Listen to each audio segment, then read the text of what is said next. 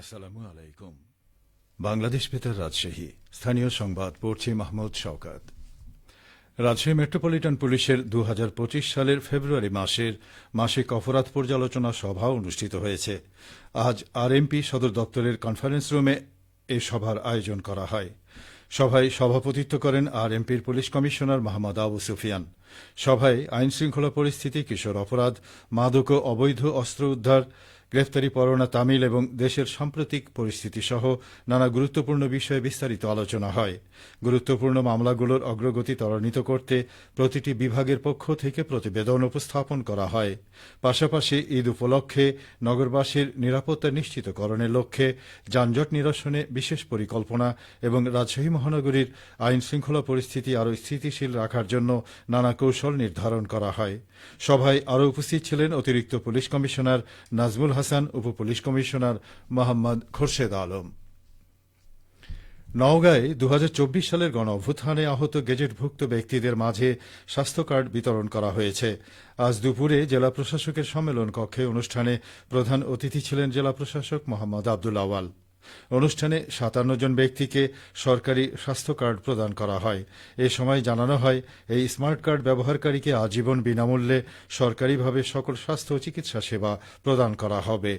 বিতরণ অনুষ্ঠানে অতিরিক্ত জেলা প্রশাসক এইচ ইরফান উদ্দিন আহমেদ, নওগাঁ 250 শয্যা জেনারেল হাসপাতালের তত্ত্বাবধায়ক ডাক্তার জাহিদ নজরুল চৌধুরী, নওগাঁর civil surgeon doctor Aminul Islam, অন্যান্য কর্মকর্তাগণ ও 2024-এর গণ আন্দোলনের নেতৃত্ব দানকারী সমন্বয়কগণ উপস্থিত ছিলেন।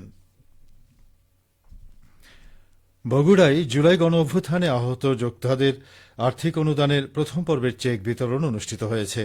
আজ দুপুরে বগুড়া জেলা প্রশাসনের সভাকক্ষে এই অনুষ্ঠানের আয়োজন করা হয়। অনুষ্ঠানে প্রধান অতিথি ছিলেন জেলা প্রশাসক হোসনা আফরোজা।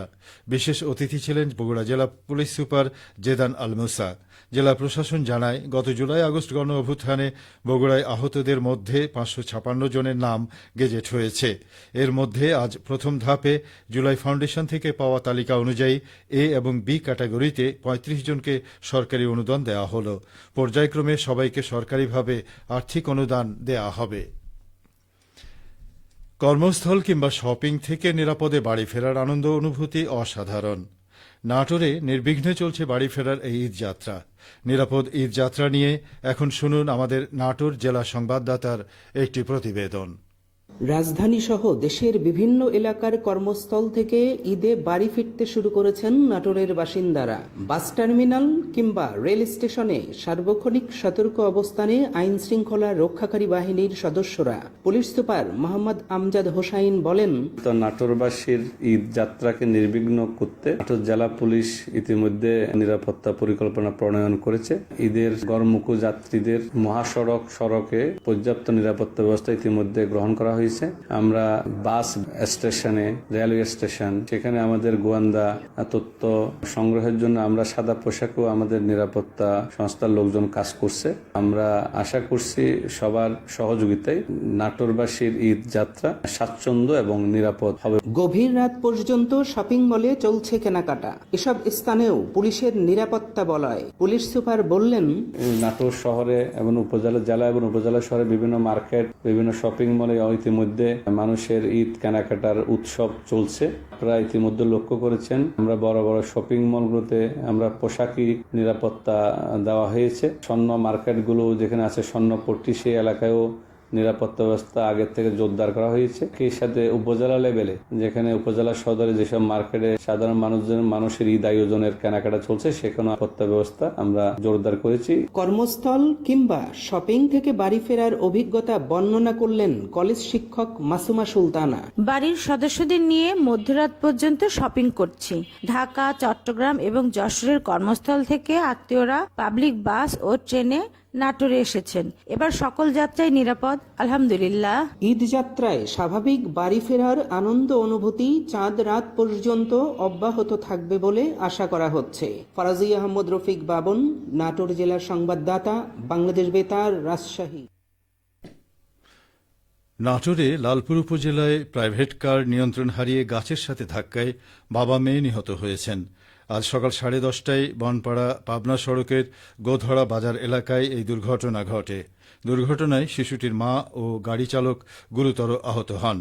নিহতরা হলেন বগুড়া সদর উপজেলার কৈতলা এলাকার বাসিন্দা শাহরিয়ার সাকিল এবং তার 2.5 বছরের শিশুকন্যা সুমাইয়া আক্তার। বনপাড়া হাইওয়ে থানার ওসি ইসমাইল হোসেন বিষয়টি নিশ্চিত করে বলেন, যশোর থেকে ছেড়ে আসা একটি প্রাইভেট কার 3 জন যাত্রী নিয়ে বগুড়ার উদ্দেশ্যে যাচ্ছিল। প্রাইভেট কারটি নিয়ন্ত্রণ হারিয়ে গাছের সঙ্গে ধাক্কা লাগে। এতে প্রাইভেট কারে থাকা বাবা মেয়ে ঘটনাস্থলে মারা যান। এ সময় নিহত শিশুর মা ও গাড়ির চালক গুরুতর আহত হন। নিহত শিশুটির মাকে উদ্ধার করে স্থানীয় পাটোয়ারি ক্লিনিকে ভর্তি করা হয়েছে এবং গাড়ির চালককে গুরুতর আহত অবস্থায় রাজশাহী মেডিকেল কলেজ হাসপাতালে নেওয়া হয়েছে। এ ঘটনায় মামলা দায়ের করার প্রস্তুতি চলছে। সবশেষে আবহাওয়া। আজ রাজশাহীতে সর্বোচ্চ তাপমাত্রা ছিল 37.6 ডিগ্রি এবং সর্বনিম্ন 21.5 ডিগ্রি সেলসিয়াস। বিকেল 3টায় বাতাসে আপেক্ষিক আর্দ্রতার পরিমাণ ছিল 22%। রাজশাহী ও পার্শ্ববর্তী এলাকায় আজ ইফতার সন্ধে 6টা 22 মিনিটে এবং আগামীকাল সেহরির শেষ সময় ভোর 4টা 40 মিনিটে। সংবাদ শেষ হল। আমাদের পরবর্তী স্থানীয় সংবাদ সন্ধে 7টায়। বাংলাদেশ বেতার।